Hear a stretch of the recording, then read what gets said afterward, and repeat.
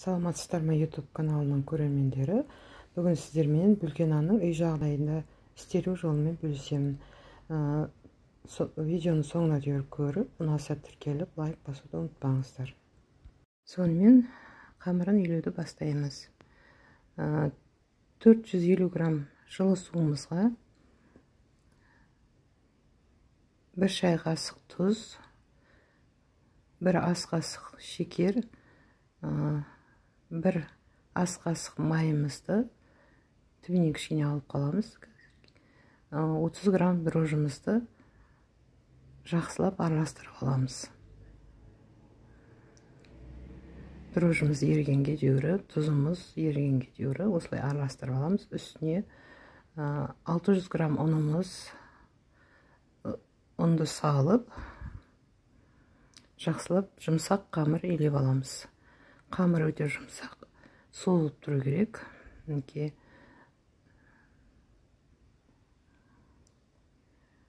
Соны 1 сағатқа бетін жауып қоямыз. Сіздерге айта кетейін, бізде қалыптың бөлкенің қалпы болмағандықтан біз бұны кекстің қалпына істегелі жатырмыз. Бұның ішіне граммын аздау тастаймыз. Жалпы 550 грамм қалыпқа тасталынса, бұған где-то 350 деген тастаймыз. Міне қамырымыз дайын болды. Столымызды кішкене майлап жерге аударып аламыз.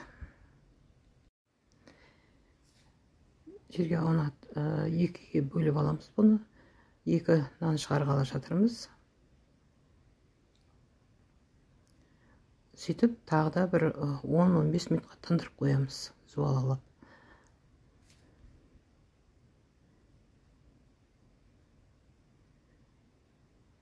Бетін жауып, 15 минутқа қоя тұрамыз.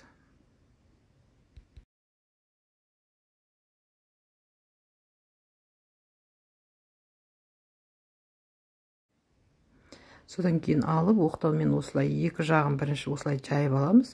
Одан кейін 3 қабаттап бір-біріне жабыстырып, жақсылап жан-жағын бекітіп, оны тағы да жаятын боламыз. Осылай 2 қайтара жайып, сосын жинап, бәрін ішіне қарай бөгіп,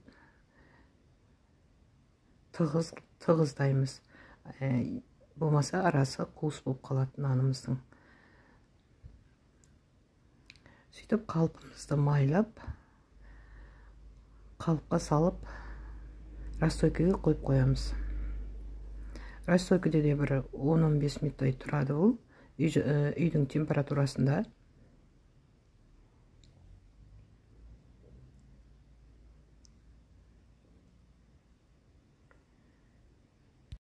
Міне біздің нандарымыз көтерілді. Енді бұны духовкаға 180 градуста 45-50 минутта пісіп шығады. Егер беті бірінші пісіп жатса, онда үстіңгі жағын өшіріп қойсаңыздар болады.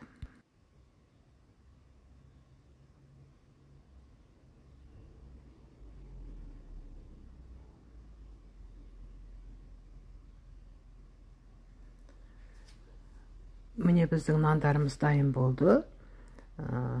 Бұның енді бетін жауып қойсақ, тез жұмсарады.